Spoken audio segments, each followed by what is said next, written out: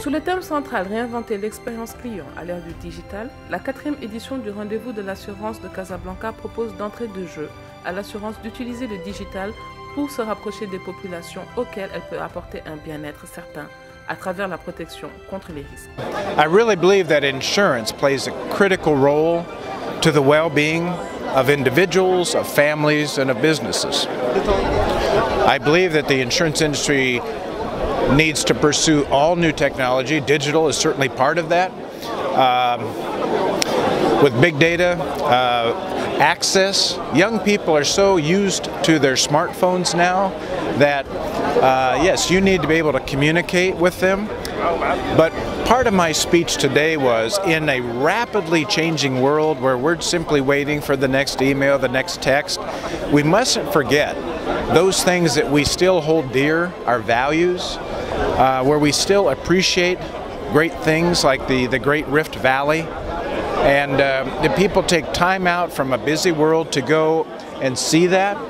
And we want to make sure that we stand there with people so that if somebody tragically dies too soon, the dreams they have for their family will continue.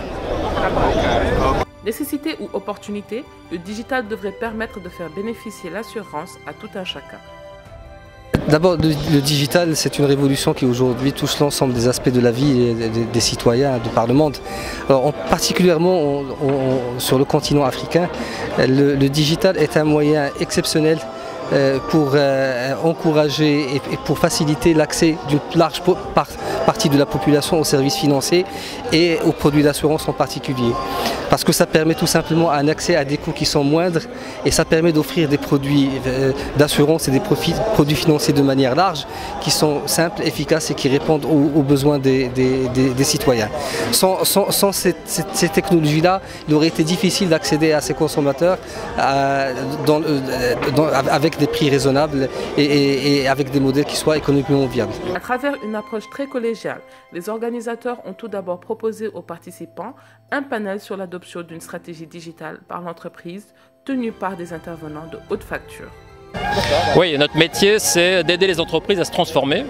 Et maintenant, le digital est partie intégrante de la transformation, à la fois sur les éléments de croissance, de chiffre d'affaires, de développement, à la fois sur tout ce qu'on appelle l'excellence opérationnelle, c'est-à-dire la réduction des coûts, et à la fois sur l'évolution des organisations vers beaucoup plus d'agilité. Quant au panel de digital pour développer l'assurance dans les marchés émergents, il a présenté au public des cas pratiques avec des patrons de sociétés d'assurance ayant adopté le digital comme levier de croissance sur les marchés dits émergents.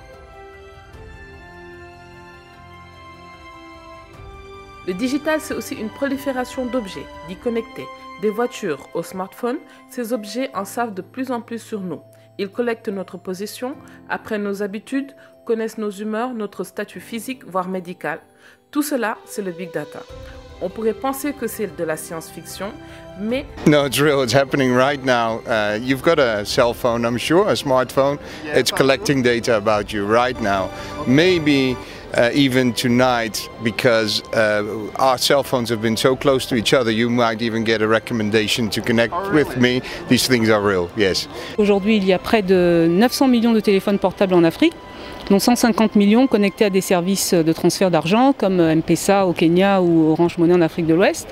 Et par opposition à ce très faible taux de pénétration, je pense qu'il y a une opportunité pour atteindre donc cette cible-là, faire croître le secteur des assurances et offrir des meilleures protections, vraiment les produits les plus adaptés possibles à toute cette population. Le big data existe.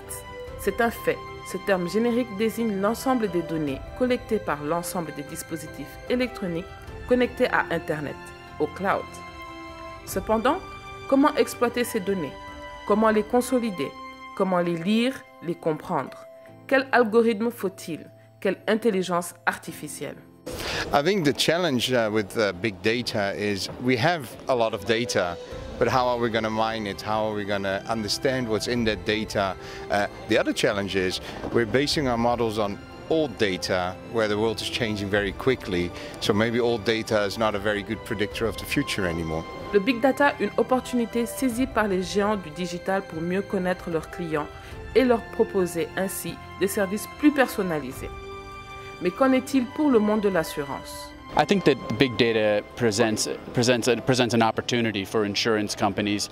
We find that the ability to analyze increasing amounts of data with ever more powerful computing systems means that insurers are able to offer insurance to underinsured and uninsured populations like never before in the history.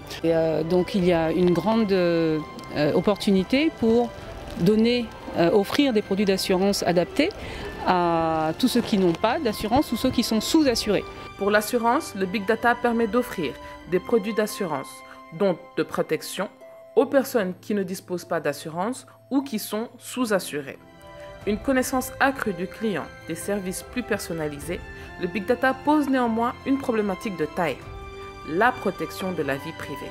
Privacy is a real concern, and that's why I think it's so important that governments and regulators work with insurance companies in their jurisdictions to find a balance, to find the right policies, the right government regulations that don't stifle innovation, but also reflect the need to address privacy concerns. Donc d'un côté, on a les Américains qui sont pour le partage d'un maximum d'informations, y compris hors frontières, etc. Et par exemple, l'exemple du Maroc qui citait la loi sur la protection des données et l'Europe qui va avoir une nouvelle loi sur la protection des données également qui va entrer en vigueur en 2017, qui donc est de l'autre côté du spectre, qui dit que maintenant il faut protéger de plus en plus les assurés et qu'ils sachent exactement quelles sont les données qui sont partagées, d'une part, et de deux, cette nouvelle régulation va procéder à pas une pénalisation, mais à des contraventions beaucoup plus élevées qui seront de l'ordre de 4% du chiffre d'affaires si les informations partagées ne répondent pas à un certain nombre de critères. The threat is not so much to the insurance companies.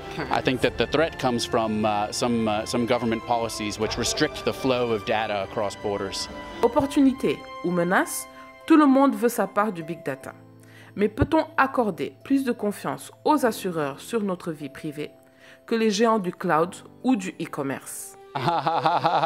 Well, I think each company has to be trusted based upon its reputation and what it has done or not done in the past, and the way it interacts with its regulator. I think that most insurance companies, though, are doing everything that they can to protect data and to use it in a responsible way. All of the companies I know and work with anyway.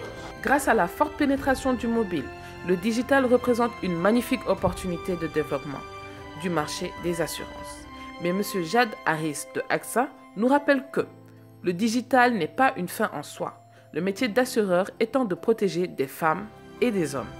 Alors, oui, c'est vrai que le digital bouleverse le métier de l'assurance, mais j'aime toujours préciser que le digital est un moyen, ce n'est pas une fin en soi. La fin en soi d'un assureur, c'est de protéger des femmes et des hommes et de les aider, de leur donner un coup de main au moment où ils ont un gros pépin dans leur vie. Soit parce qu'ils ont un accident de voiture, soit parce qu'ils ont un problème de santé, ou parce que leur maison a pris feu ou a été inondée.